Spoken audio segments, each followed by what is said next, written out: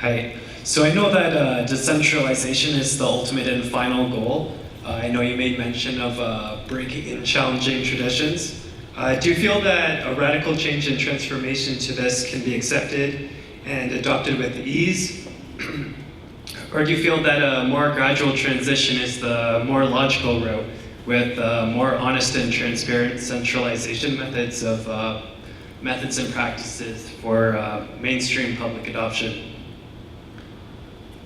I think neither is really the correct answer. First of all, I don't think you can have gradual transformation.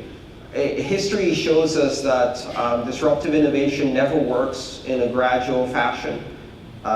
Revolutionary change, if you read about the philosophy of science, if you read Knuth, if you read the history of science, what you will see is this form of punctuated equilibrium where you have the status quo and tradition establish kind of a plateau where ideas are relatively stale for very long periods of time, and then a little spark knocks everything out of equilibrium.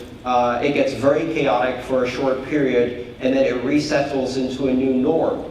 And we see that again and again in science. We also see it in technology. We also see it in politics. We see it in society. Gradual is not the way of this world. What you have is systems that build up energy within them until they reach a tipping point. And then some event, you never know what kind of event it will be, triggers that tipping point, and you have a sudden cascade into a new reality. We will not see a gradual transition into a new world through these technologies. And part of the reason is that there are many places in the world where people will not wait. Where mainstream adoption is not going to be done because of a whim, it's going to be done because of a desperate need.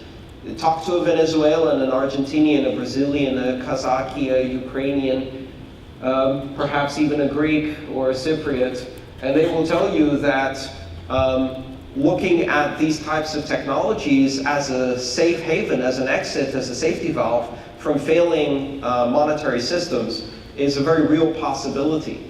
And when you have that level of desperation, there's nothing to stop people from adopting them. Now, I can guarantee you that we do not need acceptance. We do not need the participation of the old system. We do not need the permission of the traditional systems in order to succeed.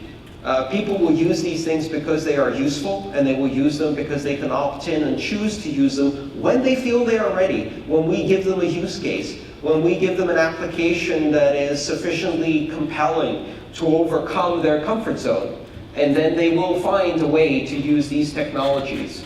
But I certainly don't expect that we will see this primarily driven by traditional institutions gracing us with permission and acceptance so that we can innovate from within, disrupt the disruptors, create change from within organizations. That stuff doesn't happen.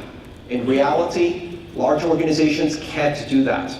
And they get disrupted from the outside, most of the time very painfully, and few of them survive in their original form.